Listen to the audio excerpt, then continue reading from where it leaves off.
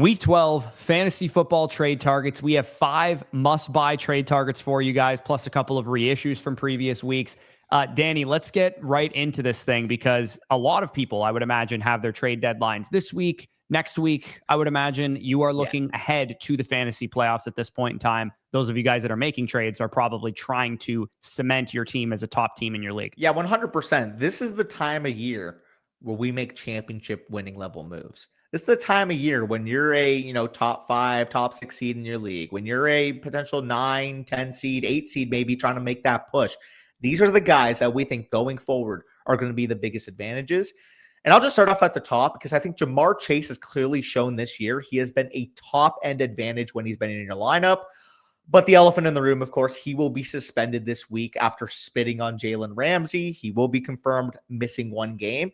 And that could cause some panic in your league because, to be honest, I still view Jamar Chase as a clear top 3 wide receiver option when he's on the field. And if you can get any type of discount for him because maybe the team that has him is in a bad position, can't really wait a week, I think this is the perfect opportunity to go and snag Jamar Chase. He's been a 20-plus point per game scorer this year.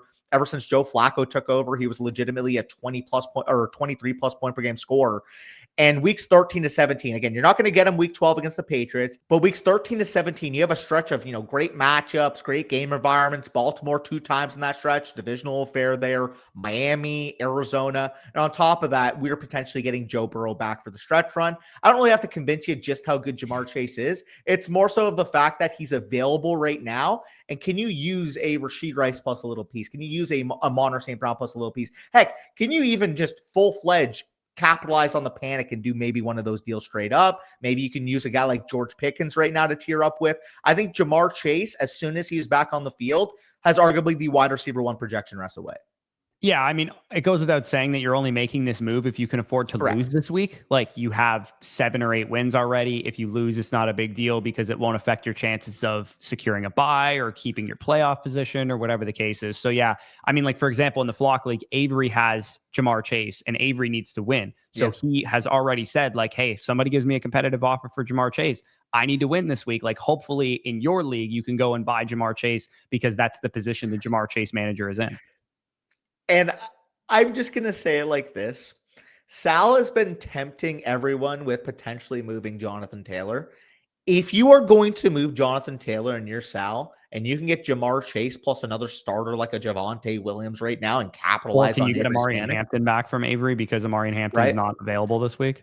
Like, to me, if you're Sal and you're in a position at 10-1, the 1 seed in the league, I personally think that's the best way to go because then at that point, he's already talked about, having 2 running backs with all these touches he's worried about long-term. Jamar Chase, man, he had 10 opportunities per game to make a big play. The big play nature, the offense he's attached to, like, that would be the pivot if you're going to move off of a needle mover like Jonathan Taylor or Christian McCaffrey for that matter. Yeah. For most of you guys, I mean, you'd be going the other direction. You'd be giving up a Pickens or somebody like that who's performing well, adding a piece onto it and going after Jamar Chase. But it is going to depend, obviously, on what position the Jamar Chase manager is in. If they're 9-1 right now or something, or 9-2 right now, they're probably not moving Jamar Chase. They probably don't care that much. But yeah, if you can capitalize on the panic because that team needs a win, you could definitely go ahead and do that. Same goes for Saquon Barkley as a guy that is a very, very good buy for me right now. In the first 11 weeks, Saquon Barkley faced 6 top 10 run defenses in adjusted fantasy points allowed to the running back position. Per PFF, he averaged 12 PPR points per game in those matchups. The rest of the season, he has 0 top 10 rushing defenses in adjusted fantasy points allowed to running back. So you look at a guy who just has a much better schedule down the stretch. In his more favorable matchups this season, he has averaged 18.1 PPR points per game. So if you remove those top 10 run defenses, to me, he's worth buying right now because chances are he's a top 6, 8, 10 running back rest of the season on production because of the matchups and the schedule that he has. But the manager who has him maybe is in a position where they think that they need wins or they're disappointed in the player that they drafted, probably in the top 5 of their overall fantasy draft. And if you can use, let's say, for example, this trade here where you're able to use Chris Olave plus to go get Saquon Barkley, or you tier down, like in this situation, this guy tiered down from James Cook to get Saquon Barkley plus Romeo Doubs. If you needed a wide receiver, that would probably make sense. I probably wouldn't do the like Devon Achane for Saquon Barkley and Diggs deal, but I guess if you needed depth, it's not like a terrible option that you could go after. I guess the most likely trade I'd be willing to do involving Saquon Barkley is, let's say you have a Breece Hall or a Travis Etienne or a Chase Brown, somebody in that territory that's performed well as of late, and you can add on to them a short-term option, like maybe you have Emmanuel Wilson on your bench or something. You picked him up in waivers. Can you add those two guys together to go get Saquon Barkley? Yeah, I don't disagree in principle. Like if you can get him for, high-end RB2 price tags right now because he's had 2 down weeks, I think at that cost, I'm willing to buy in. But I am a little bit concerned here. This is a guy that I actually have in my own home league. We have seen the efficiency really tail off this year. Out of the bye week, it hasn't gotten much better. And I have severe question marks about the Eagles offense. Now, of course, because you mentioned the schedule is opening up, I still view him as, the RB8, RB9 rest of the season. It's just tough for me to see him being the reason why you win your fantasy football league. And I think adjusting your expectations with Saquon Barkley in that regard, can he get to 16 to 18 points per game? Because right now he's at 15 points per game. If you can get to 16 to 18 points per game, I think you're going to get a good bang for your buck. But at the same time, I just don't see a path where he completely eviscerates and wins you your league, like maybe some of the other options. For sure. But like I said, in the matchups that he's had that are aligned with his current rest of season schedule, in those matchups so far this year, he's averaged 18.1 points per game. So just removing those monster difficult matchups that he's had, we're looking at a guy who should, project better. And that's also factoring in what if he does break off a couple of long touchdowns like we haven't really seen so far this year. The regression that people talked about has really hit him like a Mack truck this season. Yeah, and if the Eagles' offensive line does play better, again, we do have Lane Johnson getting banged up on Sunday night, so that's something that we have to monitor. But at the same time, out of the bye week, 25 opportunities, 28 opportunities in those 2 games, you just get a little bit of efficiency, and Saquon Barkley could take off. And that's really the reason why I'm still buying Ashton Jeanty. It's very similar to Saquon Barkley in the sense that the Eagles this year haven't really been able to run the football like last year. The Raiders, the worst rushing team in the league. But volume is volume and talent is talent. And both those things should win out in the long run. Again, the rationale here, the emotional factor for Ashton Jeanty is the person who had Ashton Jeanty in your league is looking at the Dallas matchup, salivating, thinking, oh my God, Ashton Jeanty is about to go ballistic against this Cowboys defense. So the worst defense in the league, it's going to look bad. Genty's going to score 20, 25 plus fantasy points in that game.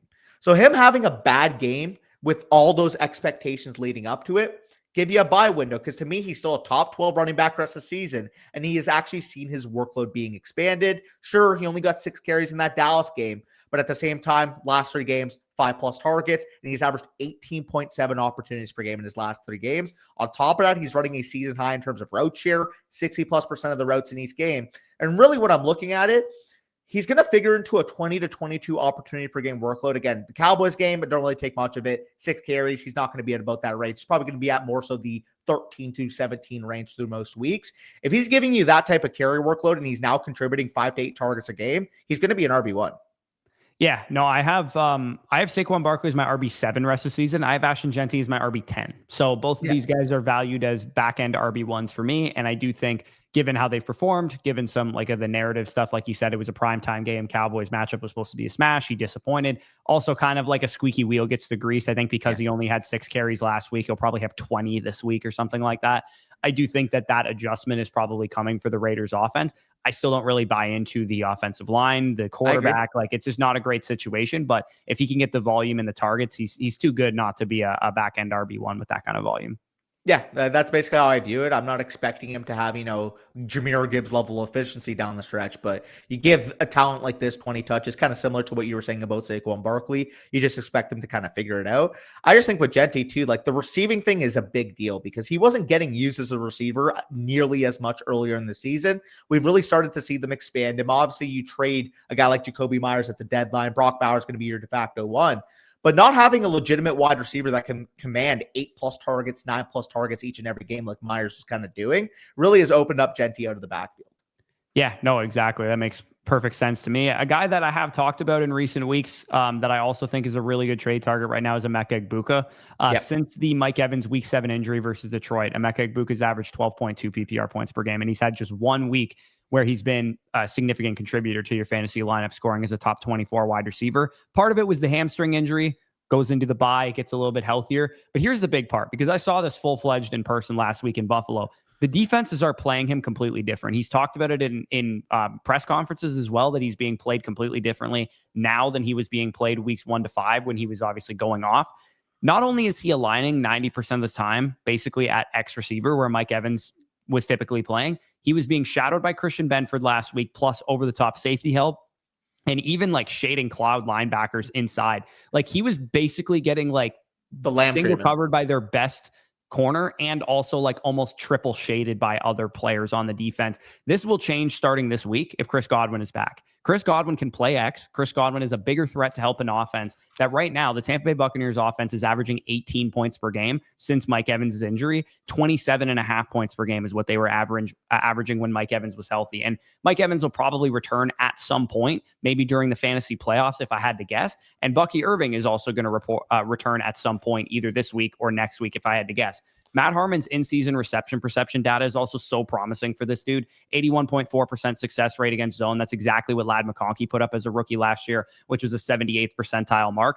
After this week versus the Rams, who are actually not that good against fantasy wide receivers, Bucs get 3 straight home games against the Cardinals, the Saints, and the Falcons. And then after that, it's at Carolina and at Miami for the fantasy playoffs. So we're looking at a guy that has a nice schedule. The offense should start performing better. That's the big issue here, is that the offense is not performing at a high level. Offensive line is healthy now for the most part. Receivers and other weapons need to get healthy, which hopefully will happen this week against the Rams if Godwin and Bucky are back. And at the latest, it'll be next week against the Cardinals. Yeah, and I kind of alluded to it, but you mentioned the usage, Christian Benford shadowing him, safety over the top, and I kind of, made that remark. It's like CeeDee Lamb, like the way they kind of defend CeeDee Lamb at times. You'll put your best corner on him, you'll shade over the top. And I actually just thought about this, Corey, but like Egbuka ceiling comp for Lamb actually like makes a ton of sense, both from a body perspective, from the way they kind of win. Like how has that never really been said? I mean, I think Lamb is like a lot slenderly built and like a little bit more smooth. They're both like 200 though. Egbuka, but yeah, I personally don't really see that. I think Egbuka is more physical and less kind of gifted athletically than the way that Lamb is. Yeah. Well, I mean, like Lamb's not too gifted athletically, but he's really good in space. And like, that's I guess that would be the difference between the two. I think it's more like, what Odunze and Jamar Chase and like those type of players, but like a little bit less athletically gifted than Chase would be Egbuka's kind of ceiling comp there. But anyways, we can talk about some of the other guys we've talked about in recent weeks, because I do think that it's worth noting that last week we did kind of like a double header trade targets because some people would have had their trade deadlines last week. There's a couple guys I really want to retouch on because they're still very good buys. We already talked about a couple last week that ended up hitting big. Like you talked about Trevion Henderson, for example, last week, who had 3 touchdowns. Amon-Ra St. Brown, Justin Jefferson, Tyler Warren, and Lamar Jackson are the big name guys. This is really probably your last chance to upgrade your starting lineup for the stretch run, especially if you are dealing with a constant headache of start-sit decisions because you have so much good depth. A good rule of thumb this time of year that I like to stick to is you got one good startable running back on your bench, one good startable wide receiver on your bench, and then the rest of your bench is like upside stashes because you don't need like 6 or 7 usable options on your bench this time of year because you're just going to end up giving yourself a headache with a bunch of start-sit decisions. And all the buys after this week are mostly over outside of the 49ers, Patriots, Panthers, and Giants too. Yeah, which, by the way, week 14 buys are the actual worst. I don't know why the NFL keeps doing it. But yeah, I agree. Just some of those reissues, like when we mentioned Amon-Ra St. Brown last week, he has a down game. But at the same time, he had 12 targets and Laporta is still on IR. If there's any discount, maybe you can get him for, mid to back end wide receiver 1 price tag because the guy's like, Jameson Williams is taking over. Like Jameson Williams is averaging 7 more fantasy points per game than Amon-Ra St. Brown over the last 3 weeks. There should be a discount on Amon-Ra St. Brown. Same with Justin Jefferson. People are legit worried about J.J. McCarthy, and Justin Jefferson himself looks legit worried about J.J. McCarthy on the sideline. Tyler Warren had a couple of down games before the bye, and I believe has a difficult matchup this week, but his schedule weeks 15 to 17 is better than any tight end in football, as we detailed last week. And Lamar Jackson, too, starts with the Jets this week. The Browns were the last difficult matchup for the Baltimore Ravens, and going forward, all they have is cakewalks. So Lamar Jackson, Tyler Warren, Justin Jefferson, Amon-Ra St. Brown, definitely all very good trade targets that we could reissue from last week. A couple of other guys. I mean, we talked about Zay Flowers. You talked about Romeo Doubs. Looking at the running back position, I do think that both Quinshon Judkins and Alvin Kamara are still very good trade targets because of their rest of season schedules. I talked about Bijan as a trade target last week, and of course, he went ballistic and made up for his Tyler Algier double snipe in Berlin the week before that. So There's a number of guys that you can go after. And I do think it's worth mentioning that if you're really down bad at tight end, without Drake London the next couple of weeks, I think that Kyle Pitts, who's second in the NFL among tight ends, only behind Trey McBride in route participation, is potentially going to have a lot higher of a target ceiling without London in the lineup.